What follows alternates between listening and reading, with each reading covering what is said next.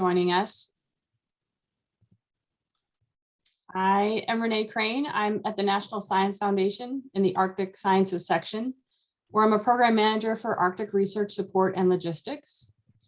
And I wanted to just make a few opening comments about our meeting today. I'd like to acknowledge that I'm a co-chair of the Field Operations Working Group, and we're one of the 3 collaboration teams or IARCIC teams that are co-sponsoring this gathering of researchers. So we've long been working on interagency communication and coordination around large field expeditions, and in part to leverage opportunities and resources to help people be able to maybe get berthing space on a ship or gather samples and to know what each other are doing out there at sea. Sometimes apart from conferences, we maybe don't get enough opportunities to talk to one another. So this is a good opportunity for people to learn more about what each other are doing. And it's also an opportunity to communicate to communities and other people who are interested in the marine science that's taking place around, in and around the waters, the seas and ocean in the Arctic and around Alaska. And we have been participating pretty regularly in Alaska Eskimo Whaling Commission meetings, but we really, as the funding agencies and as researchers, don't want that to be the only place where we try to communicate our research and research objectives and results to people who may be interested in the research. So the meeting is kind of twofold. We want researchers to potentially open doors to collaboration with each other, or at least mutual awareness and maybe potential down the road collaborations. And we really want to start to welcome people from other groups, other interest groups that want to know more about the marine science that's taking place. And we're hoping that over time, we'll have more people join us from communities in Alaska. And the idea is to have a spring meeting like this about what's planned for the field season, and then have a fall meeting to kind of connect again about results or outcomes, and to make this a regular twice a year type of event. We've provided a slide template for everyone to use because we don't want this to become a lot of work for the researchers. We just want to really kind of get to the core of each of the projects and sort of provide the information that's most relevant. So we don't want everyone to come and give an AGU style talk. We really want to, there's certain types of information we think is going to be most interesting to the people at this meeting, and that's what we want to get at. So we can definitely collect input from people after our meeting on how to make this a better and more effective venue. We think that the virtual opportunity maybe will increase participation of people, but it's not a replacement for in-person meetings or for consultation or other types of meetings. So this is really to add to the milieu we have of opportunities to communicate with each other. And so I'll turn it over. Is Jackie the first presenter? Just want to make sure. Yes, okay. Good. And so welcome everyone. Thank you for joining us. And I know we have relatively limited time, so I want to just turn it now over to Jackie to get us started. Thank you. Sure. Thanks, Renee. And to Meredith, if you want to put the first slide up. What I'm going to do is do a composite on the Distributed Biological Observatory, which is a network of the sampling designed to look at status and trends in a biological, but also the forcing factors of physical and chemistry in the region. So next slide. And so what I'm going to present on is the, just briefly, Mac to PC thing. But anyway, this data that you're seeing here on this table is something we produce at the Pacific Arctic Group on an annual basis in our spring and our fall meetings. And the solid lines you're going to see around the boxes, that's the one I'm going to focus in on to Laurier Cruise. And then there are other presentations going to be made by like Bob Pickart, who's been involved in this program, also what he's planning to do. But I will actually focus in on updating on the Korean and the Japanese presentations. Rebecca Woodgate hopefully will be here at the end of the present or later on, so she can do her presentation. And I note that I saw Phyllis's face come in and out, and she will present on the Eco-FOCI DBO collaborative work. So on this page, you just see there's the contact, and those who are just listening on the line, this is available within the IARPIC field table there. It gives who the contact is, the chief scientist, when the cruise is going to happen and what the program projects are involved.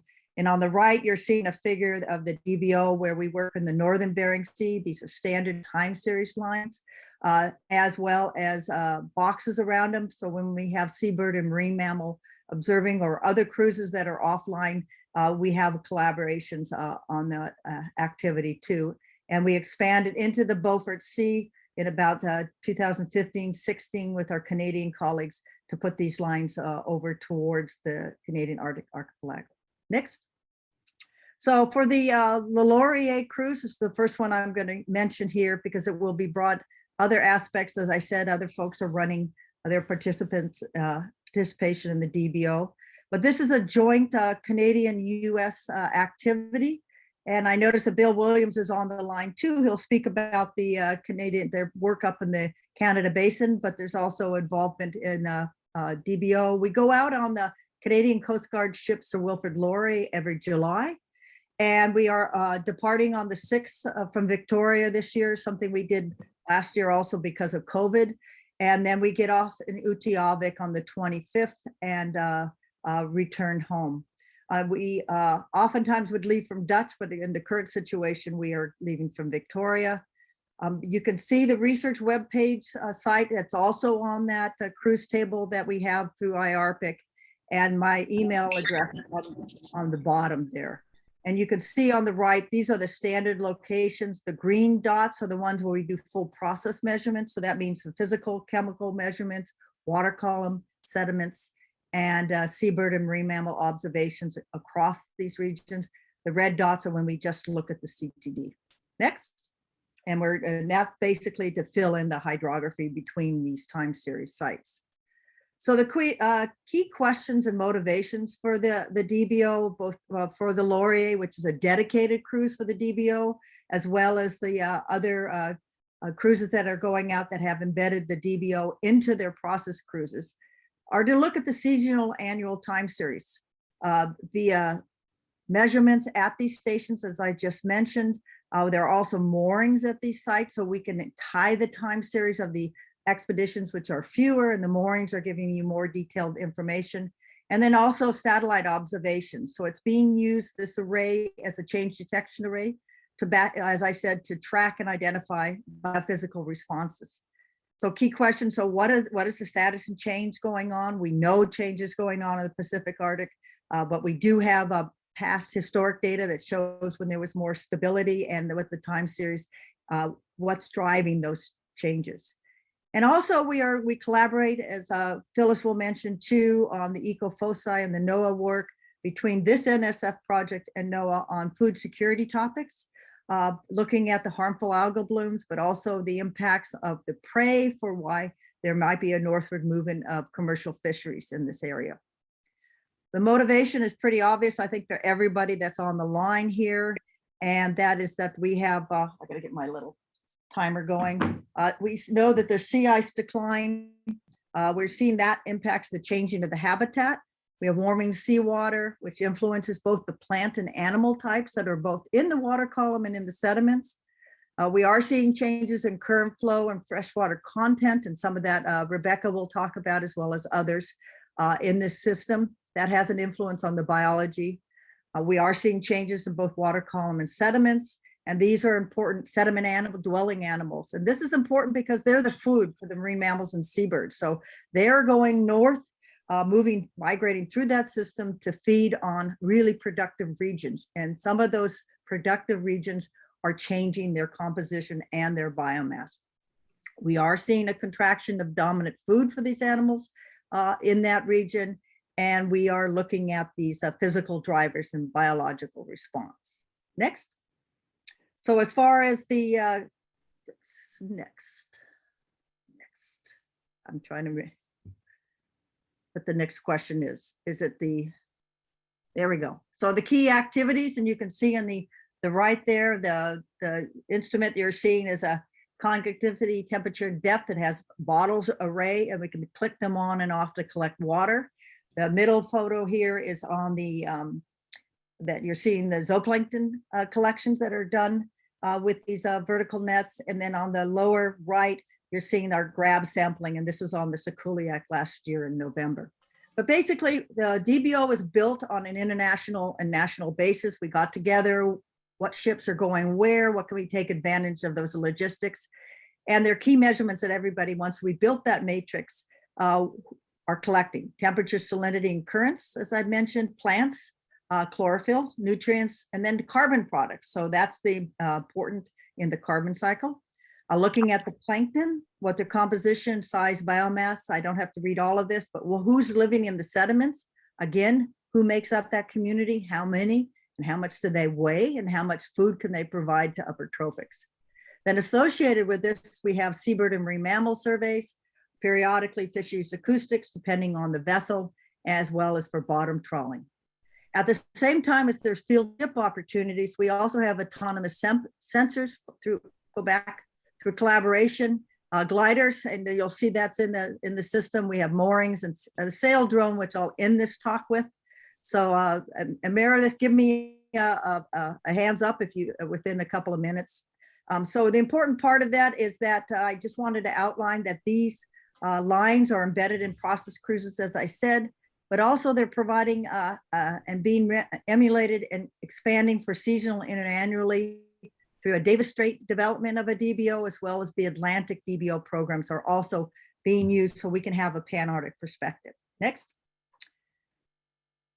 Taking a little bit left. So the implications are, as I mentioned, we have all different types of both time and space measurements to track these environmental, what the status and change is.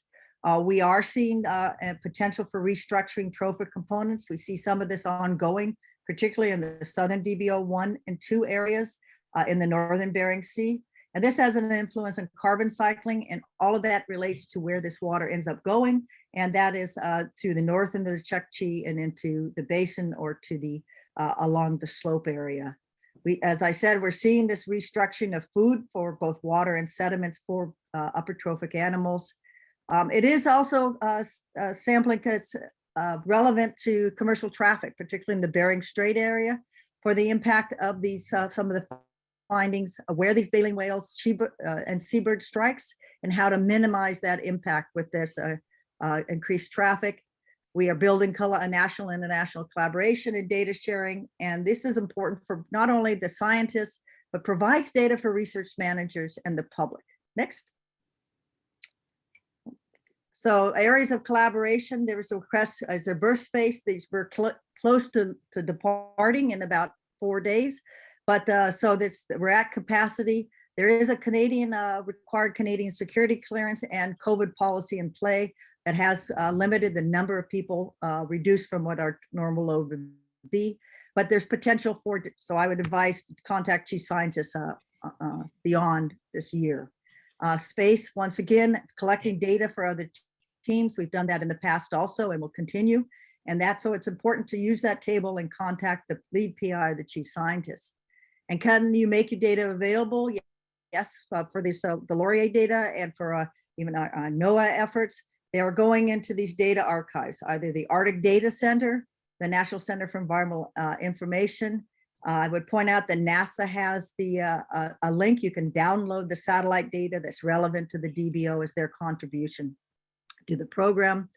And then we have had community visits past. We had to stop them in person because of COVID. We'd like to return those into play, but we do provide recently virtual science talks, as well as the AEWC and other community meetings. Next. Okay. So I'm going to end by putting just a few slides up. The Iran, which is the Korean expedition that's going out. You can see their dates are July to October. As what happened with COVID is that it's leaving from Incheon, Korea, and going back to Korea. They will have one limited stop, I believe, in Dutch Harbor. They're on. They have a website that if you can't, if you're on the phone, you can see this website on the link that IARPIC has. Funding is by the Kayari COPRI program, the government there. And then contact information is Eugene Yang, who's the chief scientist for this cruise. Next. And if you can't see the map, they're going to do the DBO3, then they head up and do some work up the international date line in the Chukchi Sea, and then working the Chukchi borderland. So their questions and motivation are to also look at environmental factors, physical and biogeochemical, due to the sea ice decrease and to predict environmental change patterns. They also are developing a satellite-based sea ice change observing system, and they're doing this for both the ship based on the Iran. They have ice camps during the cruise, satellite observations, and they also have are working with other research programs. Their sampling covers the DBO, but it's just a small part inside of it. They're looking at atmospheric impacts and changes in weather patterns. They look at radiative fluxes and clouds. They're all looking at water distribution, the chemical and biological oceanography, the food web dynamics, and they're also looking at geological features in the Arctic continental margin. Next. So as far as their the research expedition, that's for the Koreans. Now for the Japanese, they're out on the Morai. They're going from August to October. They depart and return to Japan. They're working in the Bering, Chukchi, and Beaufort seas in the borderland. If you can't see the map on the right, what you're looking, if you're looking between Russia, going through Bering Strait, they'll run the DBO 3. They'll be running the DBO 2, also down south of Bering Strait. Then they head up the date line and they work along the borderland, and then they're going along the slope into the Beaufort Sea, and they have some geological program offshore also. There's a website to look for their data. The project is part of the ARCS-2, which is part of the Japan's JAMSTEC, which is the acronym for their long name of their organization. And the chief scientist, Matoyo Ito, she has been to Utiavik and presented results and requests for access and had successful interactions during their cruises. Next. So their motivation to look again at environmental change, but they're also measuring microplastics. They're interested in nutrient transport, eDNA, environmental DNA, to look at the using the genetic material on what animals went past at a certain place. They're building drone technology and looking at atmospheric studies. This year, they're also planning a sea ice experiments in Cambridge Bay in Canada, which is the high Arctic station for the Canadians. And they have an ice ocean, and it's not buying observations, it's the buoy observations in the Central Arctic. Jackie, we are getting short on time. Okay, 1 minute. So I don't have to read, you can look at these, but basically standard measurements, they have moorings, atmosphere, they're going sediment coring, and they're doing measurements on 4 of the DBO lines. Next, and they're doing paleoceanography studies as you transfer. Just closing up, it's not a cruise, but it's important. It's the sail drone. These are in the water now. They're looking at sea surface temperature. There are sail drones in there. There's 2 of them, and they're occupying DBO 2, 3, 4, and 5 as they move in through the northern Bering and the Chukchi. The dates are July and August, Dutch to Dutch. There's the website. The data will be available once they come back. But what was nice on this particular project, Mike Steele is the lead, is that all the chief scientists from that PAG table I showed in the beginning have given access to the site so they can see real-time data and keep away from these sail drones. So with that, thank you.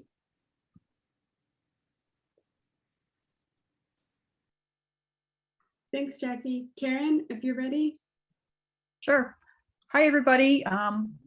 I just want to first of all apologize. I'm going to have to drop off of this call for a thesis proposal defense at 3, and Meredith was able to, and her team were able to schedule me earlier so I could talk to you before I had to leave.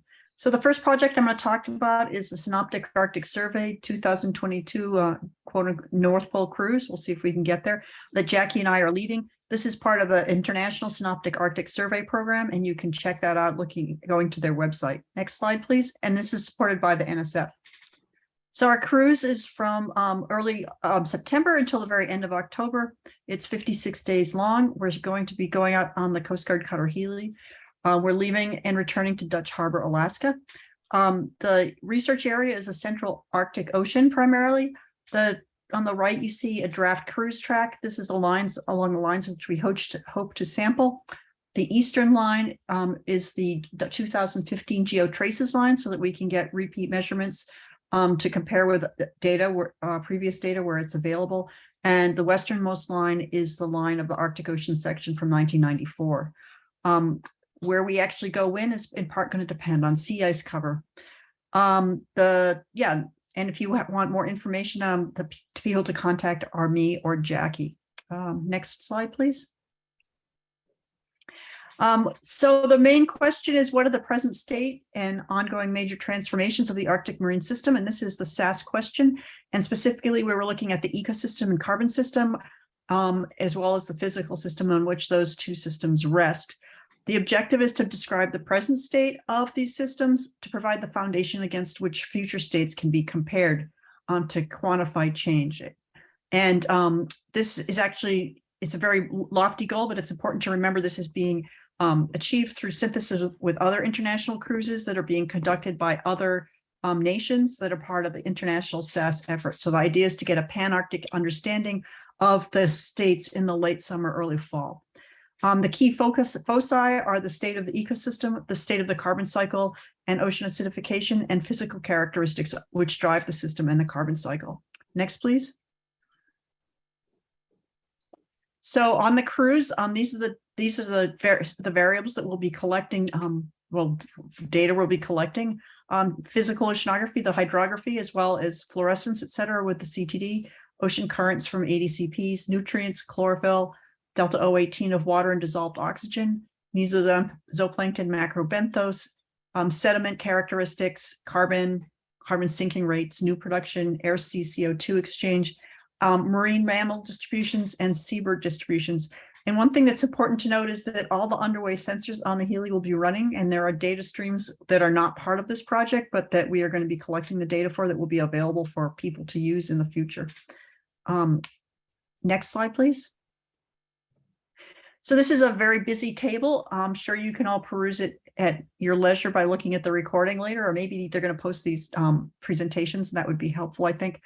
But what it's showing here is the list of PIs for the core project, and then the variables that we're all going to measure. When we had originally envisioned this, we had hoped that we would have the cruise established in time for more people to write proposals to join, but we only really got the cruise scheduled in early January, so it was a little bit late to be able to get more robust additional projects added. But we do have some, which I haven't put on this table. But anyway, so this is what the core project is. Next slide.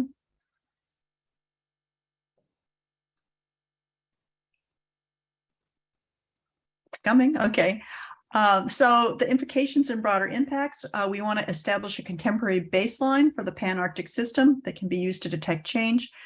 We also realize that the data we're going to be collecting on the Central Arctic ecosystem can be important and can contribute to our ability to evaluate the conditions of that system prior to a potential development of an Arctic fishery. And this is an important goal of the International Arctic Fishery Agreement. We want to share the understanding of this system with the local Alaskan coastal communities. And we also have a lot of undergraduate and graduate education ongoing through the individual efforts of the PIs on the project. We also have a retired high school teacher who will be sailing with us, who is linking up with a high school in Ipswich, Massachusetts, and we'll be doing some communication with them as well. And finally, Seth Danielson also works through the UAF's MAMTA program, which is a program to seeking to engage Alaska Indigenous students in science. Next, please. And whoops, I got so small. Okay. And it says, is there available berth space? And unfortunately, there isn't anymore, but so we're sorry about that. Is there space for other equipment to collect or to collect data for other teams? We have included additional projects outside of and complementary to our funded work on the cruise. So we've added methane studies, the seabird and marine mammal observations, some work on myobenthos, sediment microbes, and plankton genomic composition. And we're also going to be deploying or turning around the central, the Chukchi Ecosystem Observatory in the Northeast Chukchi Sea. And also we're deploying some drifters for scientists at University of Washington.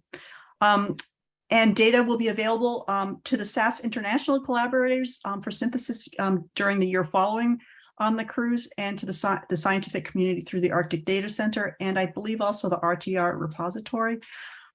If people are interested, we are welcome to contact me and Jackie or other individual scientists to discuss specific, access to specific data for synthesis activities as well. Many of the team members, particularly those from Alaska, are working together with local communities on complementary coastal projects. And so there is a link to the local coastal communities. And I think that was the last slide. Yep. Do you want me to just go ahead then with the next one? Yep, that'd be great. Thanks, Carin. Okay. So the other project I'm going to talk to you about is a project that my colleagues and who are listed here on the slide are conducting on the Alaskan Beaufort Shelf, looking at biophysical drivers of bowhead whale distribution. Specifically, we're looking at bowhead whale prey during this period of rapid environmental change. And this project is funded by the Bureau of Ocean Energy Management. Next slide, please. So our work is actually being conducted, well, we live on shore, but we go out on the 43-foot research vessel Annika Marie. On the right, this is not exactly the cruise track this is last year's cruise track from the Annika Marie's GPS. And what it shows is that we have a transect line to the east of Prudhoe Bay. We have work out at the shelf break, somewhat sort of north of Nuiqsut. And then we have a lot of work that we conduct near in the region of Point Barrow, across Barrow Canyon and on the shelf to the north and east of Barrow. We'll be leaving with the Annika Marie from Prudhoe Bay, Alaska. Our field season runs from August 12th to September 3rd this year, and then the boat returns to Prudhoe Bay at the end of the period of our field season. And the contact information is listed here, both myself and the lead PI, Steve Okinen. Next slide, please.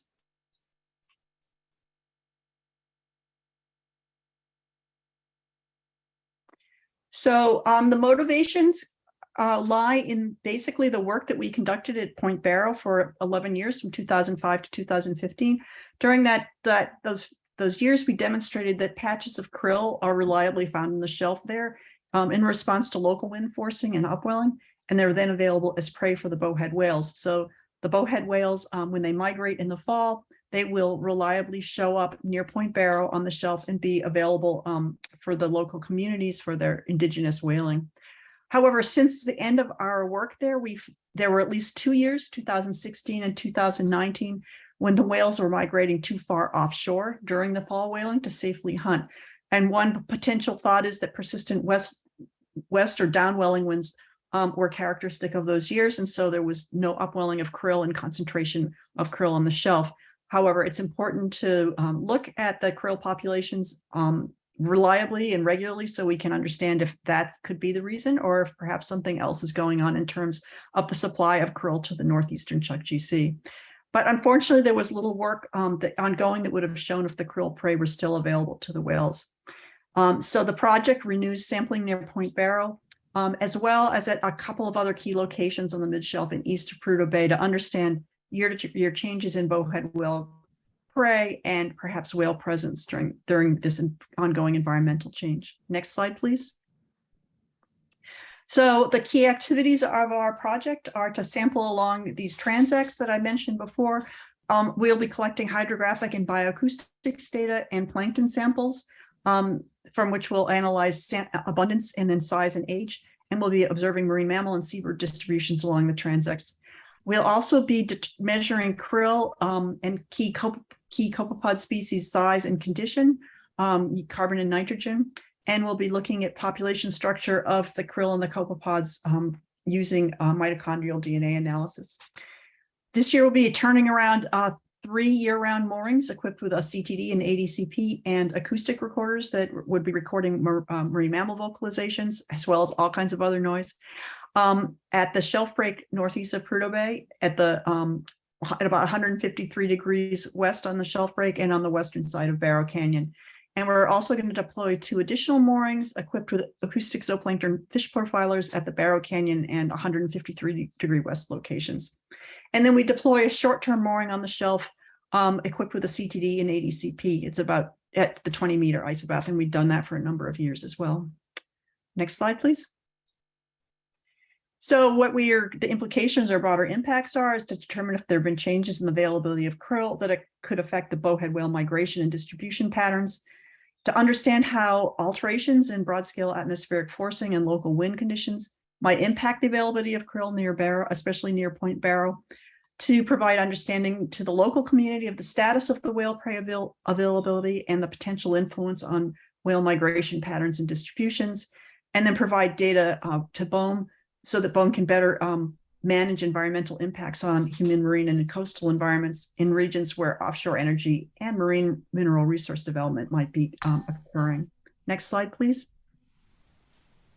No, there is no berth space available. The boat is quite small.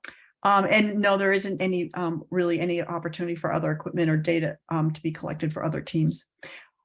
Please contact Steve or me for if you're interested in the data. We will also be archiving it at the end of the project and at the national, I can't remember the acronym anymore, NCEI or something like that. Anyway, it'll be archived there, and we're going to hopefully put metadata also at the Arctic Data Center, because a lot of the previous data that we collected are there, and that way it'll be easier for people to find the data collected during this project. And we are working with the UIC Science in Utqiagvik for logistics support. We have communicated quite a bit with the Barrow Whaling Captains Association, and they endorse this project, and we keep them appraised of what we're going to be doing and what we're finding. And we're also collaborating with people at the North Slope Borough Department of Wildlife Management. We've been collaborating with them for forever, and so they're very valuable colleagues. And I believe that's the last slide. Yeah, thank you. Thanks, Carin. Jim, are you on the line? I am. Well, hello, everyone. My name is Jim Murphy. I work with NOAA Fisheries as part of the Alaska Fisheries Science Center here in Juneau, Alaska. And I'll just briefly touch on the Northern Bering Sea Surface Trawl Survey here. The next slide. This survey is an annual survey, and it starts and ends in Dutch Harbor. Survey dates are between August 27th to September 20th. And this research is conducted currently on the fishing vessel, the Northwest Explorer. So we have, of course, the Alaska Fisheries Science Center, the Alaska Sustainable Salmon Fund, and Alaskan Department of Fish and Game are key support partners with this project. So we'll go to the next slide.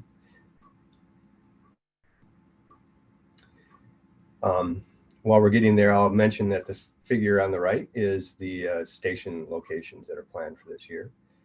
So this is kind of a busy slide. I didn't break it up into bullets, but basically this survey started roughly 20 years ago. A lot of the motivations for initiating these surveys was centered around salmon concerns in the Bering Sea.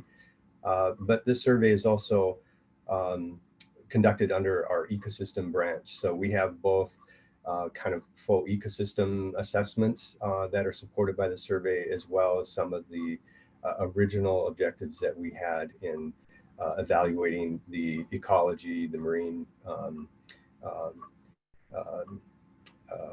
ecosystem science related to salmon. So in addition to trying to improve our understanding how the loss of sea ice is affecting the Northern Bering Sea ecosystem, we also provide stock-specific abundance estimates for Chinook salmon and chum salmon, and we provide run size forecasts for the Yukon River and Norton Sound stocks of salmon.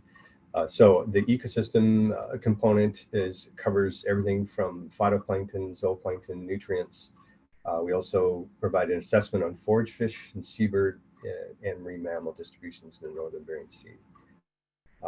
One of the key focuses of the survey is to look more closely at the trophic ecology of juvenile salmon and other forage fish species.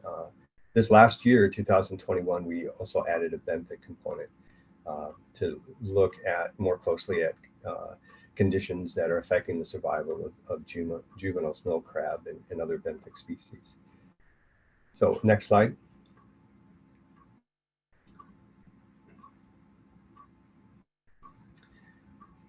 I don't know exactly what it is, so I'll wait. Sorry, I think my computer is No, that's fine. frozen. You know, oh I think, no. mhm. There we go. Oh, the collaboration. So, or no, the broad, there we are, the broad. So it's again, oh no, here we are, activities. So the activities that we conduct at each station include surface trawl, which helps us sample and study pelagic nekton species.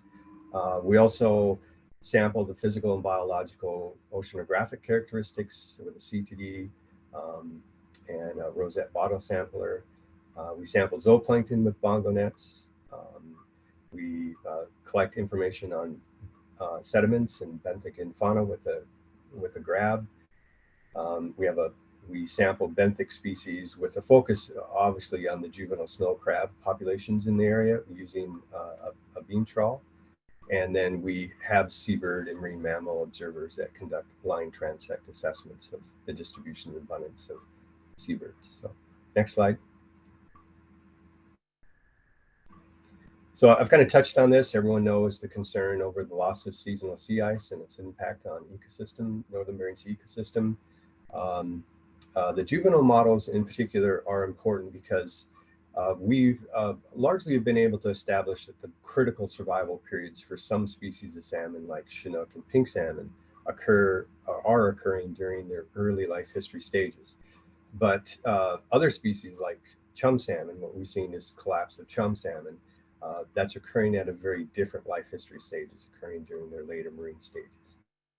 And currently right now, the juvenile models that we provide and the forecasts that we provide are really the most informative of the models that are used to provide preseason harvest guidance for the management of subsistence fisheries in Yukon River. So it's been a lot of support from Fish and Game and a lot of support from the stakeholders for this project, and a lot of it is centered around our research on their ecology, but also in the forecasts that we provide for these fisheries.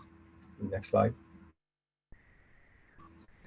So as most of you would say, there's no room, and on the survey it's fairly limited. We can carry about 6 scientists, and it does get fairly limited in terms of who we can bring out. But I will say that since this is an annual survey, there could potentially be opportunities for at least sample collections for next year's survey.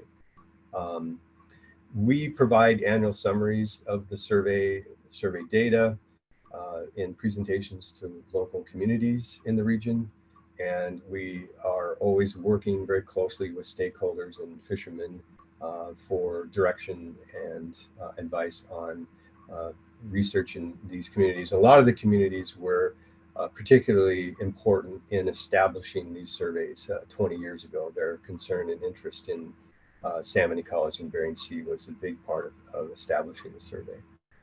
So next slide. Oh, I guess that's it. Thank you. Thanks, Jim. Ed, you're next. We are running a little bit short on time, so we might have time after this for a couple of quick questions before we move on to the next group, or maybe not. All right, thank you. I'm Ed Farley. I'm also with the Alaska Fisheries Science Oh, Center. Ed, you're pretty faint. If you can speak closer to the microphone, maybe. Yep. Can you hear me now? Yes. All right. Yep. Ed Farley. I'm also with the Alaska Fisheries Science Center in Juneau, Alaska, and I'm presenting here for Alex Andrews, who's the chief scientist on this survey. And this presentation is going to look a lot like the one you just saw. But go ahead. Next slide. So the region that this survey is taking place is in the southern Bering Sea and also in the northern Bering Sea in waters that are between 50 meters and 100 meters deep. The dates of the survey are August 12th through September 11th. It's Dutch Harbor to Dutch Harbor. It's the research vessel Oscar Dyson. We have a website here and you can find data on that website. This survey has been conducted for since 2000, or I'm sorry, yeah, since 2000. So we have a little over 20 years of information in this region from this survey. Next slide, please. And the key scientific questions and motivations are, it's an integrated ecosystem survey. It supports research on the impact of loss of seasonal sea ice and warming temperatures on the Bering Sea ecosystem. It supports, this survey also supports fisheries management through ecosystem indicators relevant to groundfish, forage fish, and juvenile salmon fitness and survival. We're also monitoring the distribution abundance of phytoplankton, zooplankton, nutrients, and seabirds, along with the physical environment that we collect. And the survey is improving our understanding of the benthic habitat for juvenile crab and other small benthic species. Next slide. The key activities and data to be collected are very similar to what you saw Jim Murphy say. We have pelagic species. In this case, we're using a surface trawl, similar to what Jim is using, but we also have a midwater trawl to catch some of the age 0 walleye, pollock, and Pacific cod. We do catch herring, capelin, and juvenile salmon. Most of those are juvenile sockeye salmon from Bristol Bay. We have the physical and biological oceanography, similar to what Jim Murphy has described. We have a conductivity temperature at depth device that measures the physics from the surface down to near bottom. And we have a zooplankton net, a bongo net that we're collecting zooplankton and small fishes with. And then we're using a Van Veen benthic grab to get sediments and benthic in fauna. And we're also using a 3-meter plumb staff beam trawl to catch benthic species. And we have line transect assessments of the distribution and abundance for the seabird and marine mammals. Next slide. So the implications and broader impacts. Again, this is a survey we've been conducting in relation to the loss of seasonal sea ice and how that's been altering the marine ecosystem in the Bering Sea. Like I said, we have over 20 years of information from this survey, and the data have been used to document impacts of warm events in the region that include northward shift of fishes, reduced fat content of prey, and reduced fitness of young fishes in some of these extreme warm years. Next slide. This survey has a full complement of scientists already, but if you're interested in collecting information, we do have sample request forms. I believe that we still are taking those sample requests, and data collected during the survey are archived and made public available within 1 year. And the summaries of these survey data have been provided to the local and indigenous communities in the region. This is now a biennial survey in even years, and the last time we had this survey was 2018. In 2020, COVID canceled it, so this is the first time we've been back out since 2018. And I think that's the last slide. Thank you. Thank you. And since we are running short on time, maybe people can type their questions in the chat, as I see people are already doing. If you have burning questions, and we can move on to the next group. David, what do you think? I think that makes sense, Meredith. Otherwise, we're going to run short altogether.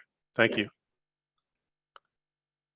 Okay, so I think next up is Bob Pickart, going over 3 different expeditions. So Bob, if you're here. Okay, I'm here. Can you hear me? Yes. Okay, so yes, I'm going to give 3 presentations. I apologize for that. I should say that the first 2 presentations were actually part of one cruise. We were supposed to be on one vessel, a large class vessel, but we couldn't get one this year. So it was split into 2 legs on a smaller vessel, and that vessel is the Norseman 2. So I'm going to present them as separate legs, but they're really part of the same broader project. Okay, so the first one is called Harmful Algal Blooms in the Warming Chukchi Sea. The PI is Don Anderson, and I'm the co-PI. Here is the cruise track on the right, showing you the sample plan, the dates, July 19th to August 15th, Nome to Nome. Again, the Norseman 2, and this is funded by the National Science Foundation Office of Polar Programs. And there you see the contact information of the 2 PIs. Okay, next slide, please. So the key scientific questions: how extensive are harmful algal bloom? I'm call them HABs from here on out. Both the cells and cyst distributions on the shelf. What are their origins and dynamics? How long have they been in the region? And the hypothesis is that the HABs in this region are not only advected from the south through Bering Strait, but are now originating locally on the Chukchi Shelf due to a combination of warming temperatures, circulation features, and water mass structure that influenced the bloom magnitude, duration, toxicity, and recurrence. Next slide, please. So key activities. We have a lot of stuff going on, and here's the list of them. CTD cast, a lot of water sampling from the rosette. You can read the quantities that we're sampling over there. We have net tows for phytoplankton, Van Veen grabs. We also have 2 other sediment measurements, multi-core and gravity cores. The latter is to try to get deep into the sediments as we can to get the past history of the HABs. We have a lot of underway sampling of surface seawater, and we're doing incubations for plankton emergence trap. Okay, next slide, please. Implications and broader impacts. So HABs are an emerging threat to human and ecosystem health in this region. The research being carried out in this program will significantly expand our knowledge of HABs in the region, which will be communicated to stakeholders to help support sustainability and public health. And I want to mention that this is the first large-scale dedicated HAB cruise that's going to be undertaken in this region. Okay, next slide.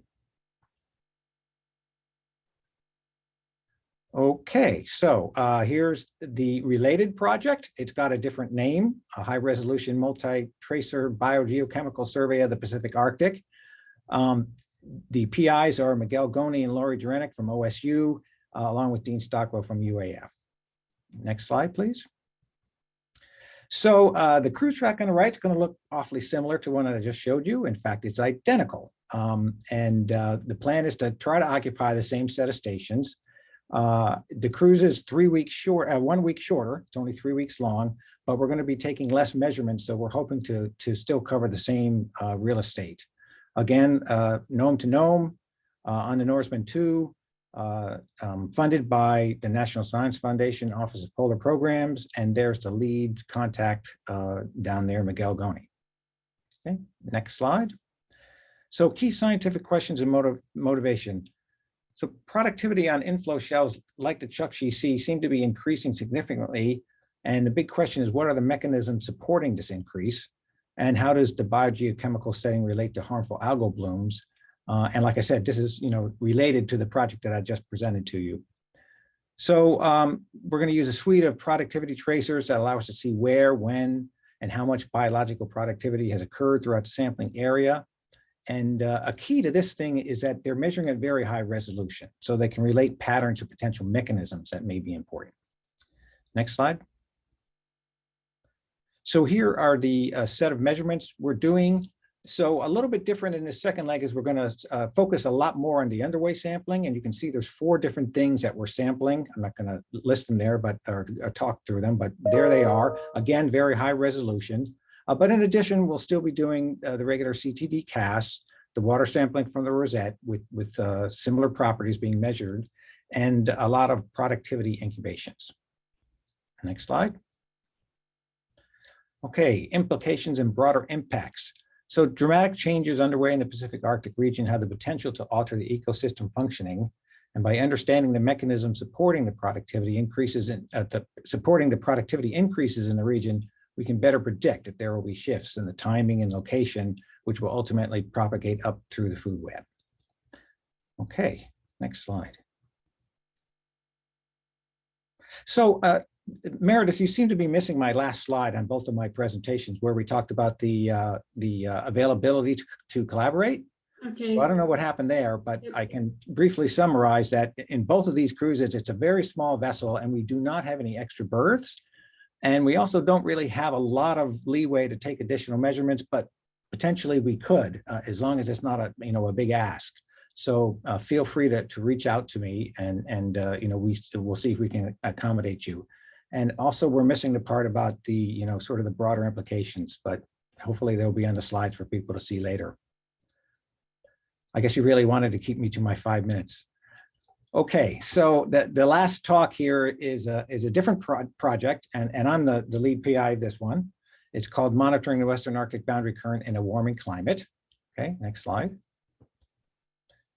So here are the details on this one. This is a late fall cruise, pretty much the whole month of November.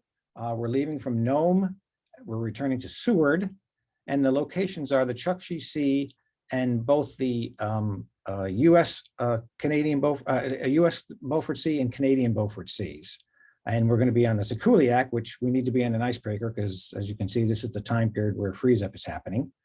We do have a website that describes the project, and this is funded by the National Science Foundation Arctic Observing Network. And there's the contact for myself.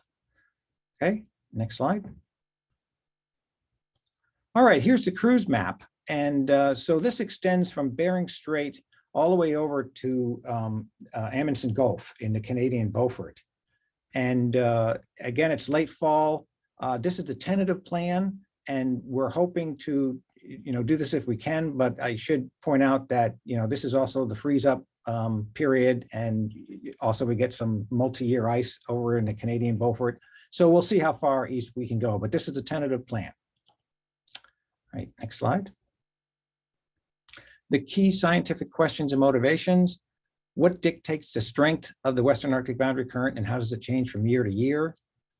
What is the lateral exchange of water and properties across the current, and how is this affected by storms, current instabilities, ice cover, and other things? And thirdly, what are the impacts of this exchange on the ecosystem, including marine mammal occurrence on the shelf and slope? Okay, next slide. Key activities. So we have a two-pronged approach here. We have this long-term mooring that's been in the center of the Western Arctic boundary current, just to the east of Point Barrow. It's been in there since 2002, so for quite a long time. We have a really nice data set built up over the years. So our primary operation is to go get that mooring and turn it around, and that's the thing that we'll do first. And then after that, we'll fill out the rest of the survey. And I also wanted to point out that we do support ancillary programs who would like access to the region. And we've accommodated quite a few of these ancillary programs in the past, and we envision doing so going forward. All right, so having said that, the measurements include, and this is the shipboard measurements. This is after the mooring work is done. CTD casts, water sampling from the rosette. Again, you can read the properties there. We'll be doing some Van Veen grabs and sediment cores. And this is a couple of different ancillary projects that are doing those. We have underway sampling, another ancillary project with various quantities. And we're also doing sampling of marine air, and that's yet another ancillary program. And finally, we'll be doing some incubations for nitrogen fixation. Okay, next slide. Okay, implications and broader impacts. So wind-driven exchange occurs throughout the year in this area of the Beaufort. And particular upwelling causes heat and freshwater discharge into the basin. And it looks like it fuels late season phytoplankton blooms. And that should be increasing now that the ice cover is starting to decrease. And this influences whale feeding patterns. So it's really important to be looking at this.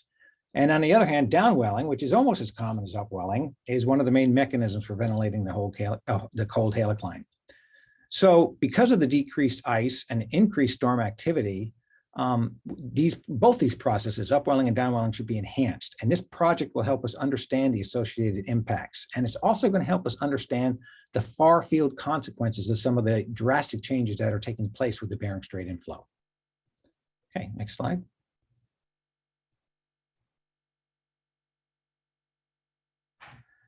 Okay, so now I do have my potential areas of collaboration. So available berth. Yes, we have one available berth. Is there space for other equipment and other teams? Yes, there is. Please contact me. Availability of data. So by definition, AON data are immediately made public, and they're archived ultimately at the Arctic Data Center. And for this project, we also archive them on a local website, and I've given you the URL there. Opportunities to work with local communities. We're doing a pretty extensive outreach project on a cruise with teachers from different parts of the country, including rural Alaska, and we're also working with a local community observer during the field work. Okay, next slide. I think that's it. Yes. Okay, thank you. Thank you, Bob. I believe that Bill Williams is next.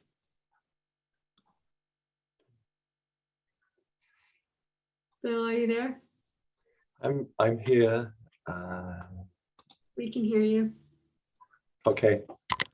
Hello, everybody. I'm giving this talk in place of Mary Louise Timmermans, who is in another meeting at the moment, presenting for the Arctic Observing Network's Beaufort Gyre Observing System. In Canada, this is the Joint Ocean Ice Study. It's a project that has been ongoing since 2003 and is collaborative between the National Science Foundation and Fisheries and Oceans Canada, led by scientists at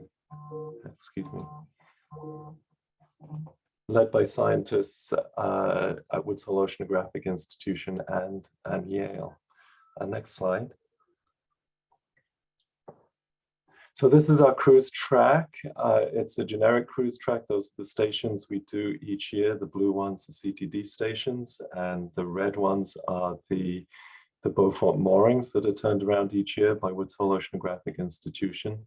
The pink stars represent placeholders for ice stations. We now travel north of our cruise track to find ice that is stable enough, thick enough to deploy ice buoys in each year.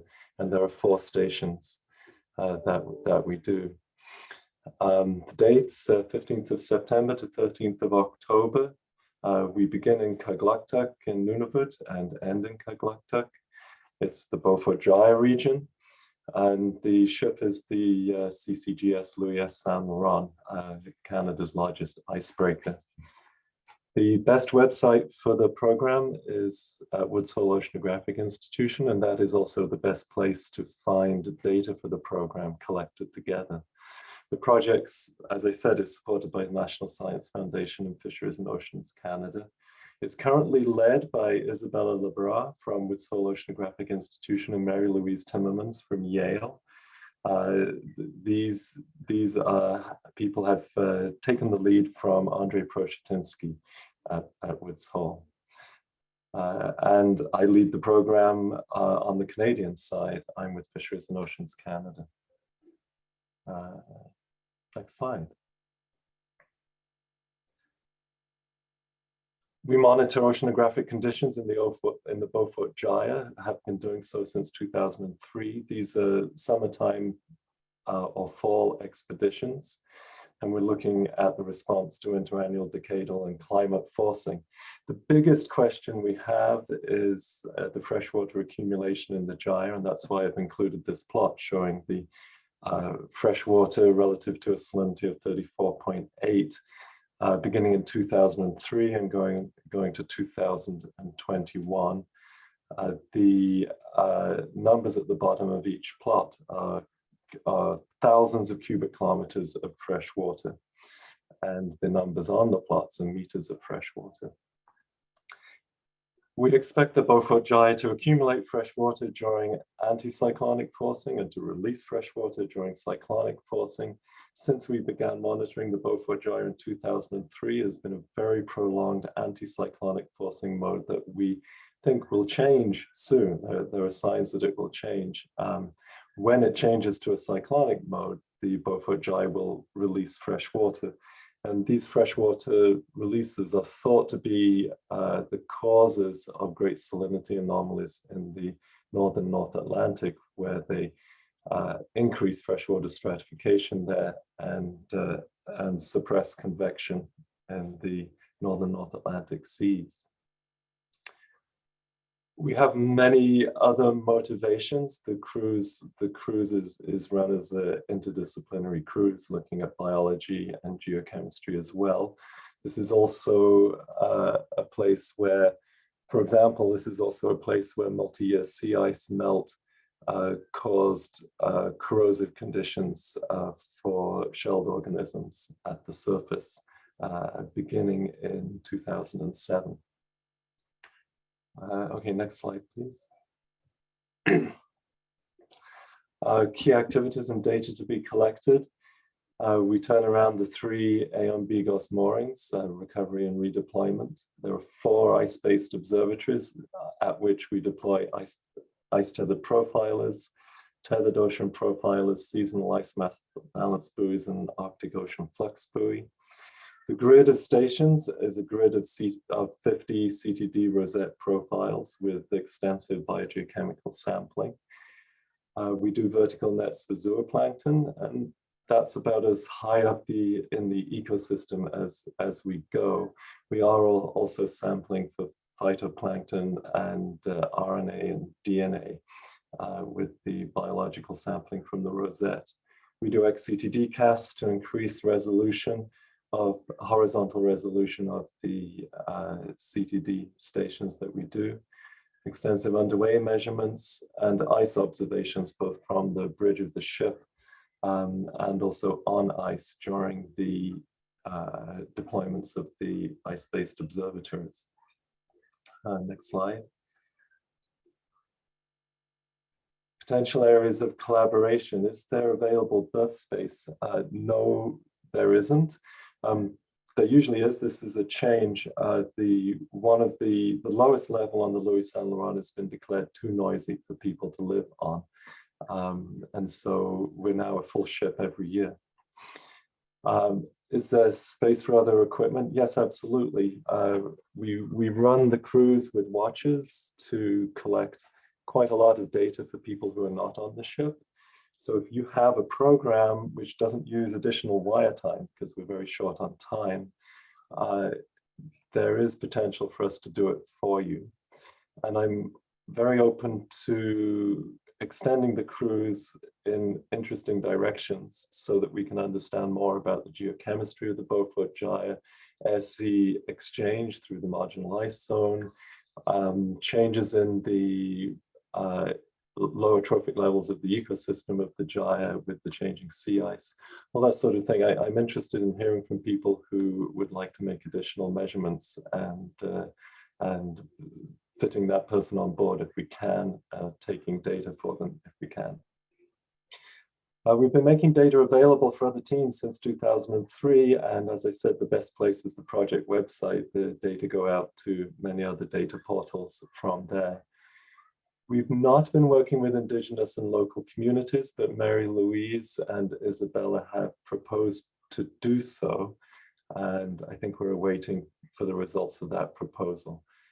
It would involve releasing drifters from the Mackenzie River plume and looking at how those drifters go into the Beaufort Gyre, and doing so with Indigenous communities from Canada and from Alaska. I think I have another presentation. Recently, this is Beaufort Shelf monitoring. This is a mooring expedition on the Sir Wilfrid Laurier. If we have the next slide, I can describe it better. So these are very long-term mooring sites that were maintained by Humphrey Melling for a very long time. They are some of the longest time series in the Arctic, moored time series. Some of them are 30 years long. The dates this year are September 27th to 11th of October. Departing from Kugluktuk, some people will fly off to Tuktoyaktuk and the rest will depart from Nome. Most of the moorings are on the Canadian Beaufort Shelf, with one on the Chukchi Plateau. The vessel is the Sir Wilfrid Laurier, the Canadian icebreaker whose home port is in Victoria here. Don't think we have a research website, but the data are published on the Canadian government's open data portal.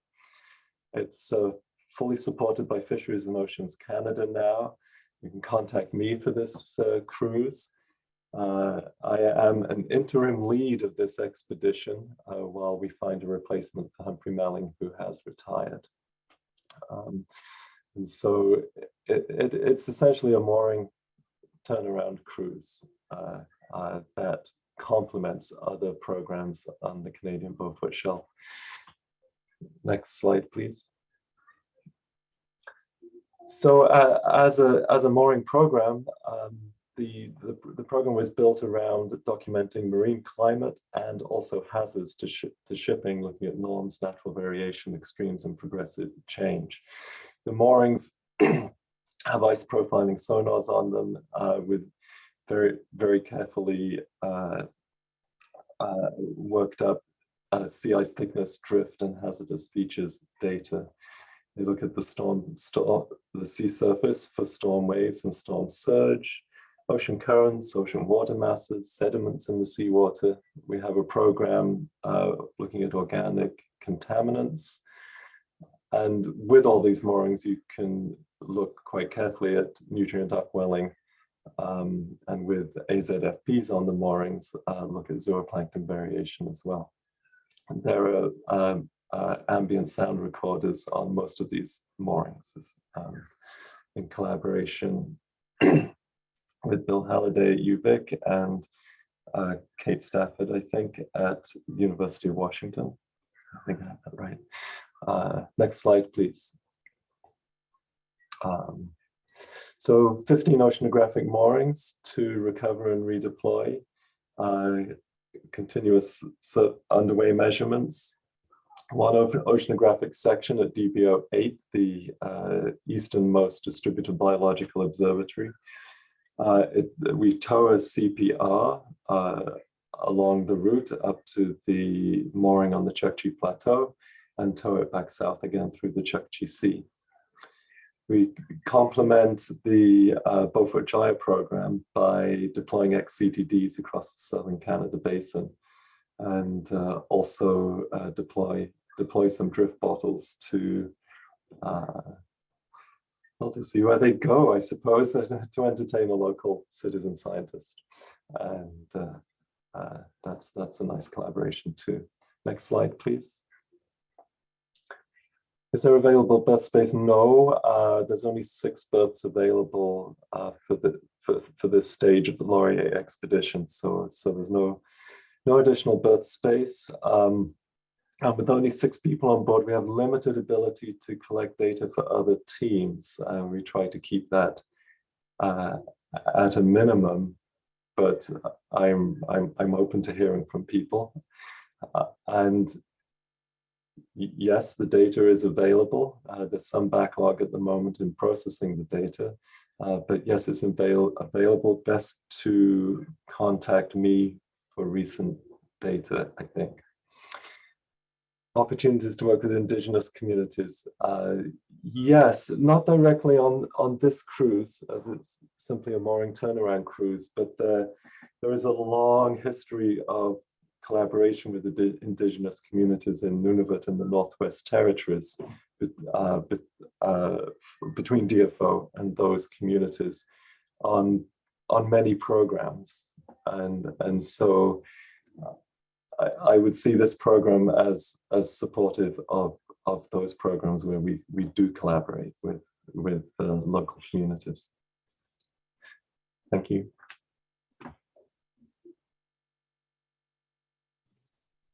Thanks, Bill. And I think we're in the same position, running short on time. So hopefully we will make space for discussion. I can let the meeting go along at the end.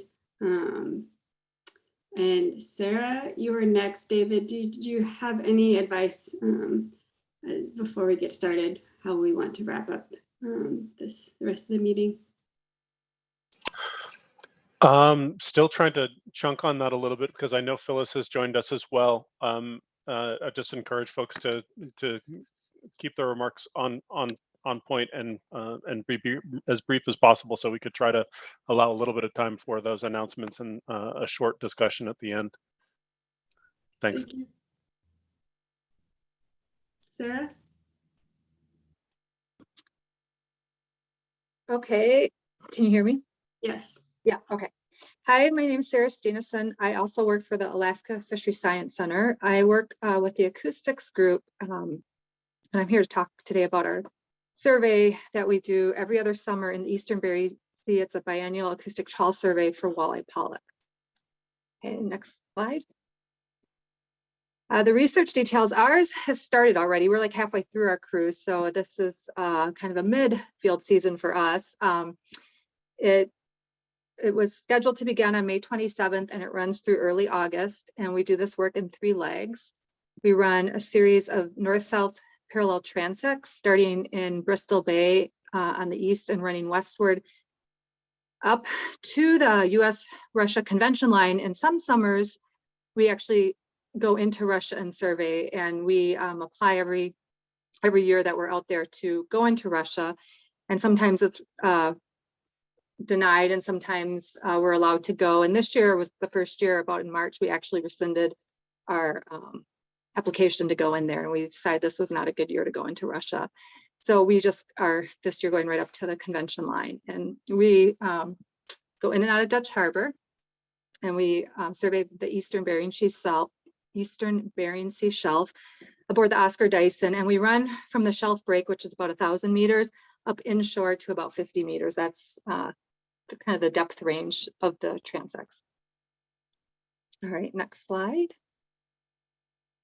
Okay, the survey is designed to estimate the abundance and distribution of walleye pollock in the Eastern Bering Sea. We've been doing this survey since 1979. Initially, it was triennially, and then in 1994, we switched to either annually or biannually. And currently, it's biennial, so it's the even years. So since it's 2002, we're there this year. We provide estimates of pollock numbers and biomass by length and age. We collect environmental observations, and we also collect observations on other species in the water column. This data and information is used to support marine research management and conservation to meet federal mandate under guiding US laws. And kind of specifically what that means is the data we collect informs fish stock assessment models and catch allocation for pollock. All right, next slide. Okay, as I mentioned, well, historically, this survey is done within the US waters, at least. It consists of 28 north-south oriented parallel transects spaced 20 nautical miles apart. This year, due to a combination of vessel staff shortages, which impacts the amount we can fish, and also delay in sailings, we've are running this survey at 40 nautical mile spacing, and we're doing only the even transects. So there's 14 north-south oriented parallel transects in total we're doing this year. When we see an abundance of acoustic backscatter in the water, we sample it with trawl catches to identify the species, as well as collect data on the length and age of the animals. And we also put pocket nets around the cod end of our trawl, and we use those pocket nets to look at escapement of small critters to determine the net selectivity. We also can take CTD measurements at calibration sites and throughout the survey to help describe the temperature features associated with pollock. And this year, we are also with our acoustics doing a comparison of the wide band or FM and narrow band CW echo integration to test whether we could eventually conduct our surveys with FM pulses. Currently and historically, we've used the narrow band echo integration. Okay, next slide. And as I mentioned, the kind of the broader impacts of our surveys is to inform fish stock assessment models and catch allocation. And it supports the annual assessment and management of walleye pollock stock. And if the survey isn't done or isn't done every other year, there's no update to the biomass and age composition in these models. And the assessments would increase uncertainty. And also, without the survey, the Management Council would have to set a much more conservative total allowable catch for the following year's fishing season. Next slide. Potential areas of collaboration. Again, we've started, so we've already kind of collaborated, but historically, we do have additional people sail with us, such as marine mammal observers, seabird observers, teachers at sea, and typically even Russian scientists for the survey. But due to COVID restrictions, our berthing's been limited this year. And then other types of collaboration we've done, I have up here is we have deployed 2 moorings and retrieved 1 mooring for the Marine Mammal Laboratory program at NOAA Fisheries, also at the Alaska Fisheries Science Center. And we put out requests prior to our field season for data and samples if any other group would like us to collect data or samples for their projects. And then I've listed a few types of data we were collecting this year for other projects. And I believe that's it. Great. And thank you, Sarah. Craig, you're next. And yeah, you'll just have to skip through the slides you don't want to use. Okay, no problem. So I'm Craig Lee from the Applied Physics Lab, University of Washington, and I'm here to talk about a couple of cruises coming up this summer for one of our Arctic research programs. All these are for AMOS. Briefly, ONR's focus in the Arctic since they returned in the early 2000s has been primarily on improving basic physical understanding of the region, a series of process studies on sea ice and upper ocean dynamics, the development of new observing technologies and methodologies for sustained observing in the Arctic and for real-time data return, and then feeding that all into fully integrated Arctic system models. So a series of projects going after that. Because I can't read instructions, I don't have this formatted in the same way that the template has, but hopefully I'll be able to give you the information that's needed. The focus here is on the scales that you see circled in the yellow box, mainly kind of regional to local scales, right? Aiming at real-time data return to inform models, provides assimilating data for models. And the unique part about a lot of these ONR efforts is they've really been striving to use autonomous measurements to fulfill almost all of these needs.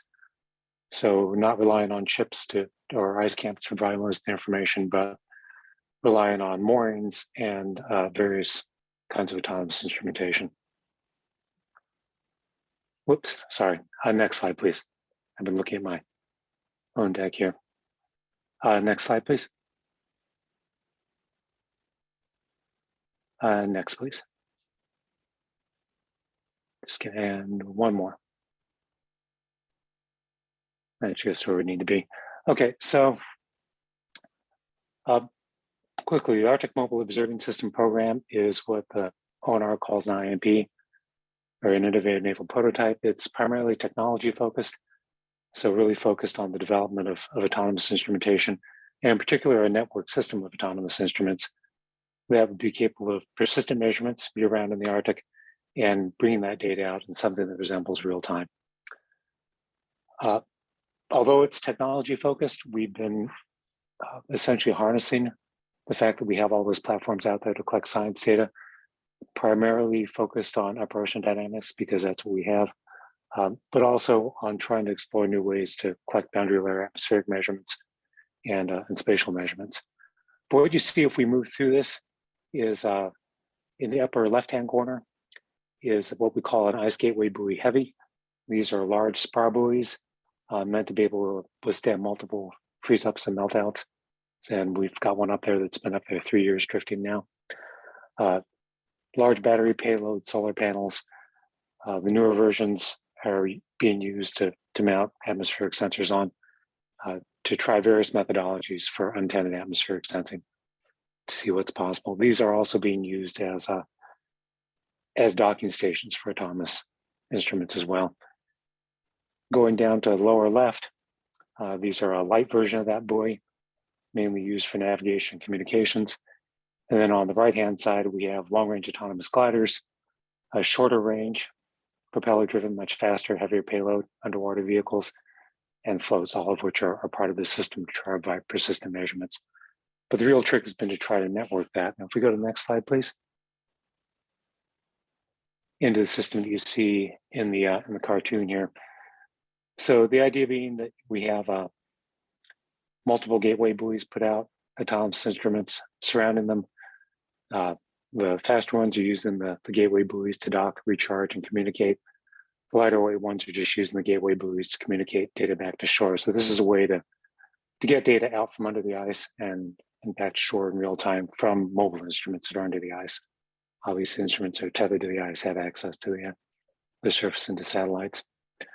One of the unique things about the system is that we're starting to implement basically an underwater GPS system. We've been using this in the central Beaufort at 900 hertz for a number of years now, which gives us the ability to insonify regions that are kind of 100-kilometer-ish ranges. So the central spine of the Beaufort for gliders and AUV operations. We're working now with a 35 hertz system, which has the ability to transmit signals over much longer ranges. So therefore, underwater GPS over larger swaths, the deep basin. Part of the effort also involves putting moorings out and collaborating with Catherine Barchuk at NOAA to look at how far those signals propagate and what the signal levels are up on the slope and shelf as you go closer to shore. The modeling suggests there won't be much, and so far the data we have suggests there isn't much, but we will be putting out more moorings to actually verify that.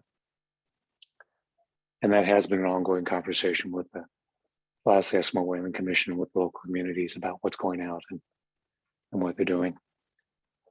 So now to what should have been the first slide in the presentation by the ordering. This is the work for 2022. We have 2 cruises, one on Healy, which goes from Seward to Dutch Harbor, 26 July to 28 August. Chief Scientist will be Jason Goban.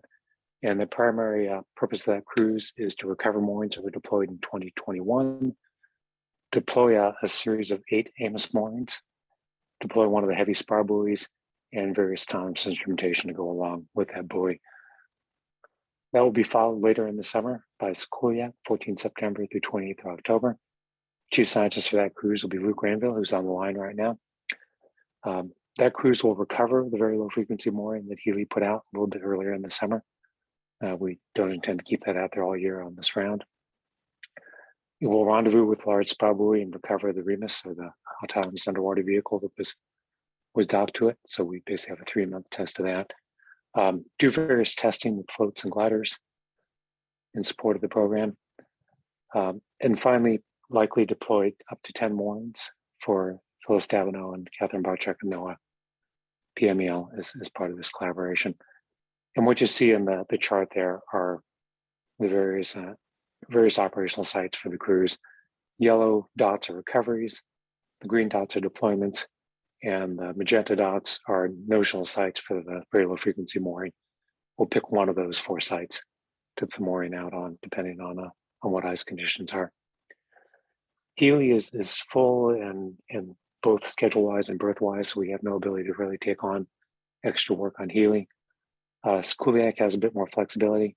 As I said, we've already agreed to do the NOAA moorings.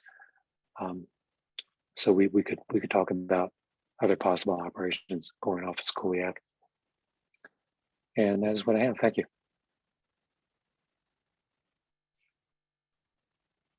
Thanks, Craig. Rebecca? Hello, can you hear me?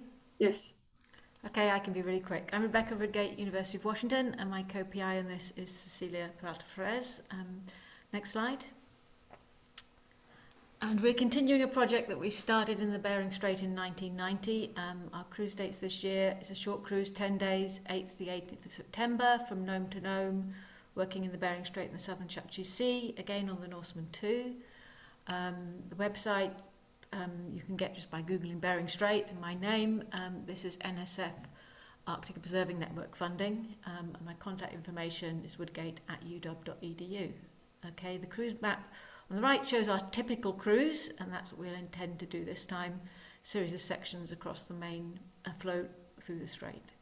Okay, next slide. We're asking the question of what are the water properties flowing through the strait into the Arctic, how much water is there, what temperatures and salinities it has, what nutrient content it has. That's a new question for us. How are these properties changing? We see since 1990 the flow to be increasing, warming and freshening. Why is it changing? We believe that's due to change both in the Arctic and in the Bering Sea. And why do we care about that? Because the heat that comes through melts sea ice. We think it's going to bring extra nutrients in to fuel ecosystems, and freshening is likely modifying the upper Arctic Ocean. Next slide, please. Most of what we're doing is mooring work. We have 3 moorings in the Strait year-round, measuring the main properties of the flow. They need annual servicing, data download, cleaning and replacement. And we have new funding which will keep these moorings going with annual cruises until 2026. And we're collecting physics data, so water velocity, temperature, salinity, ice thickness and motion. And new for this year is we're going to start doing year-round measurements of nitrate, fluorescence and dissolved oxygen. Next slide, please.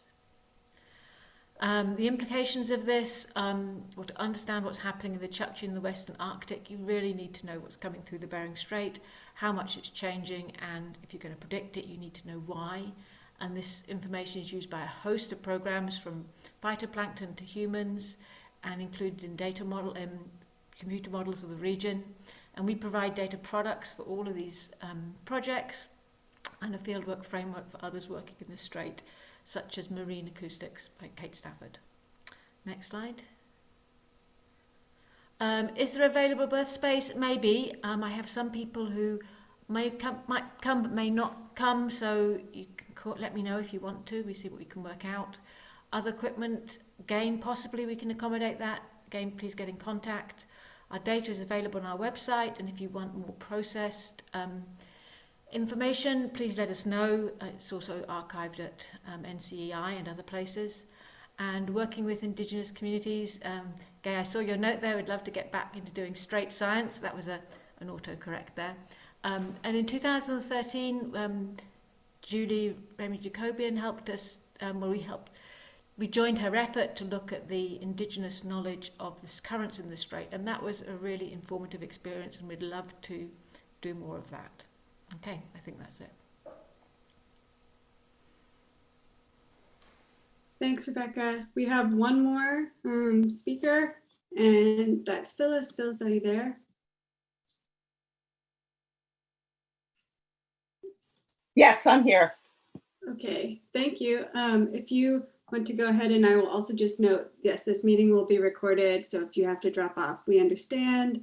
And if you can stick around for discussion afterwards, that would be great too. Okay, Phyllis. So next slide. This is an integrated cruise between Eco-FOCI and the Arctic Research Program. Typically, this cruise takes place in August, but this year we had problems with chartering an appropriate vessel. So we shuffled our ship time and are using the NOAA ship, the Oscar Dyson, which usually does the Eco-FOCI moorings in the Bering Sea at this. Typically, we deploy 16 moorings on the Arctic cruise. The Dyson has a problem. It has a limited weight capacity and it can't carry everything. So Craig Lee has generously agreed to deploy some of our moorings for us.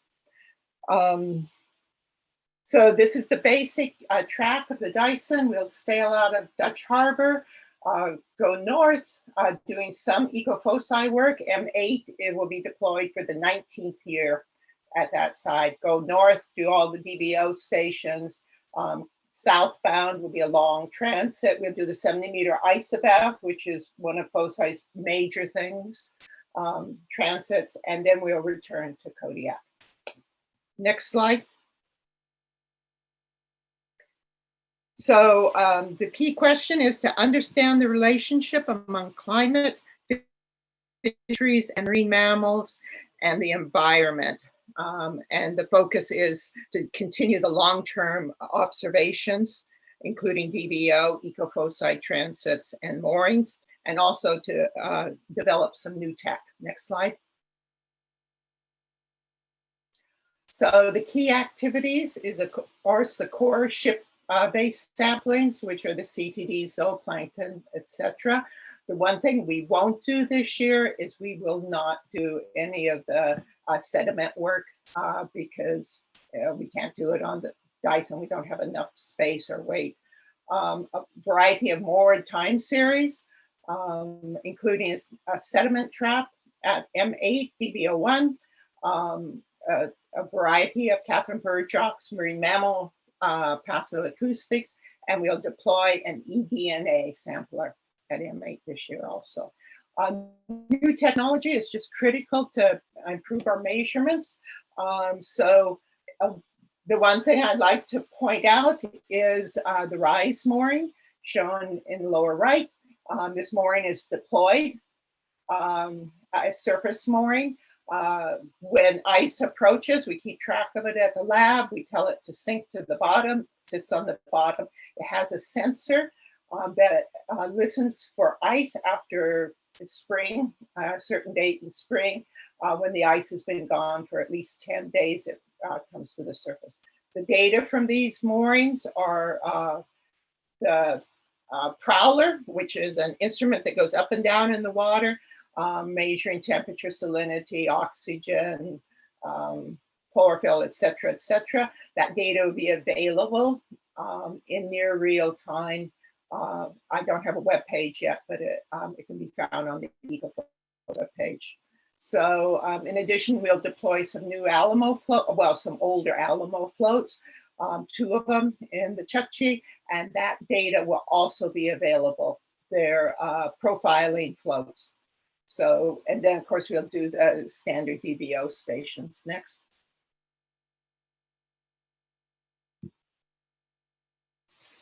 So,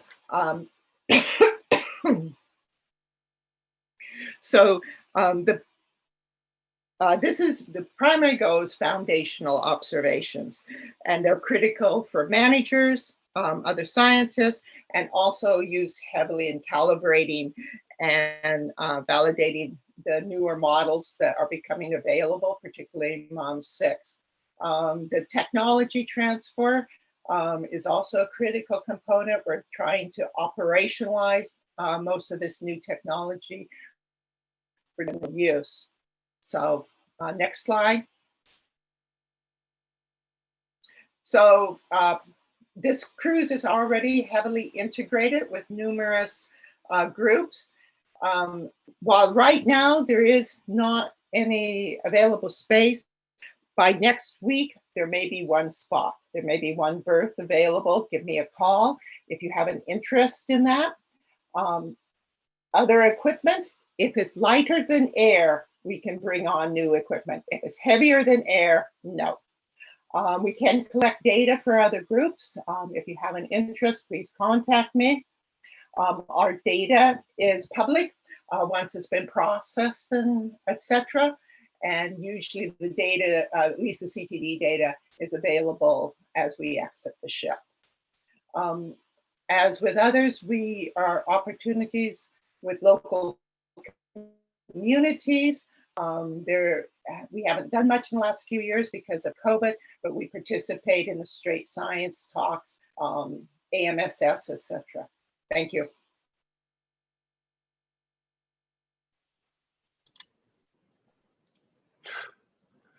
Thanks so much to all of our presenters. That was quite a whirlwind, and appreciate everybody hanging in there with us as we tried to do our inaugural revisiting or reinvigoration of the Field Operations Working Group. I guess since we've already poked into your time, wanted to see whether there are any burning questions from the folks around the table. And otherwise we'll post the recording and we will figure out, we have tons of contact information that has already been shared for all the appropriate collaborators and PIs. So I encourage you to reach out if you're interested in data, if you're interested in collaborations, getting into the water budget, and there are actually a few opportunities that I noted also for berths, surprisingly. I see your hand there, Gay. Hi, and please go ahead. Okay, you're muted. Yeah, you're muted. Story of the Bering Strait, we're muted. But I just wanted to give a thank you to everybody, and also to give an update. There is we have the avian influenza has hit the Bering Strait region, and I know a lot of you are not in state, but it is statewide. The North Slope seems to be having the least of problems, which is great. But along the YK Delta, Bristol Bay, and Bering Strait, there are mortality events. It has not shown up at the islands yet in the Bering Strait region in any large way. However, it has jumped out of geese and swans. It is now confirmed in predatory birds like eagles, shorebirds, seabirds. So we are having multiple species up here with signs of and death. Signs include shaking of the head. We're asking because you guys will be, a lot of you will be at sea, and you may have the only opportunity for all of us to understand what's going on. If this does get into the seabirds, you may see carcasses at sea. Do not collect these birds, do not touch these birds, but photograph and video any strange behaviors. This is a zoonotic for people. It is a serious food security, human health, wildlife health concern in this region, in the Bering Strait region, and we appreciate everybody's efforts to sort of help out if you come across something. There is a flyer. Hopefully Meredith can put it in because I don't seem to be able to get it on the chat, but I put the sort of the gist of it as fast as I could type it, but it's shaking head, not heard, this typo there, but shaking heads, spinning in the water, immobile, or just dead. There's plenty of information on that. Thank you so much. Thank you, Gay. So can you share that flyer with us, and we'll make sure that we post that, as well as any associated protocols for sharing data and photos with you, so that we can keep track of this. That's really important. Yes, Meredith has the flyer and with all the information on it, which I think she's going to either, maybe she can share it or send it. The information is also in the chat. I dropped it in there. Thank you. Yep, it's on our website, and I will post any additional information as it comes in. Okay, thank you so much. Excellent, thank you. Bob, I see your hand is up. Yes, thanks, David. With all these cruises going out, I just wanted to mention that over the last few years, I have an ongoing Google document that lists all of the mooring assets that are in the water, and all the various people doing mooring work update this thing annually, or actually twice a year, before and after the field season. So this is, I think, is a really valuable document, for the very minimal aspect of just all the ships going out, knowing where these things are, and so they can avoid them, right? So it's a Google document. It might be I don't know where to post it for the whole community to see, but I have the link, and I'm happy to share it wherever appropriate. That sounds like something for the Field Operations Working Group website. I'll work with Dave, and I can work with you, Bob. Okay, sure. I just gave you the link. And the other thing, this is a question for Jackie. Jackie, your DBO document or PAG document that has all the different cruises and PIs, is that public? Because that would be good to have that sort of in the same area as this mooring assets. Yeah, I mean, I think we could put it in the same place. I have sent it to the team and they've incorporated it into that larger spreadsheet.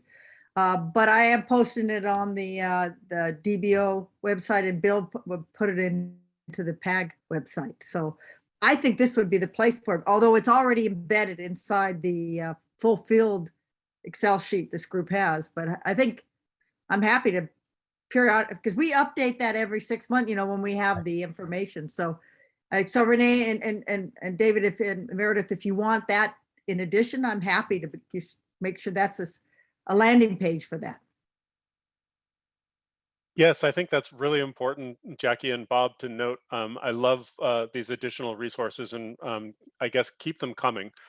We've also had a discussion in the chat about including shape files and more visual data in RMAP, which is a discussion that we've also been having. This is our inaugural period and or inaugural pre-field season meeting, because the previous group was stood down at the end of the previous plan, and we only got approved a few months before we needed to kick this off. So we are doing our best on the lickety split, but we want to get better and better and present more information, more relevant information and data, as well as products and services to communities. So keep all those resources coming to us. Renee, Meredith, Cynthia, who's not on the call today, all of us can take those data and bring them to the field operations group and really consider them and figure out how to work with the team at IARPC to figure out how to visualize them. Really appreciate the discussion here.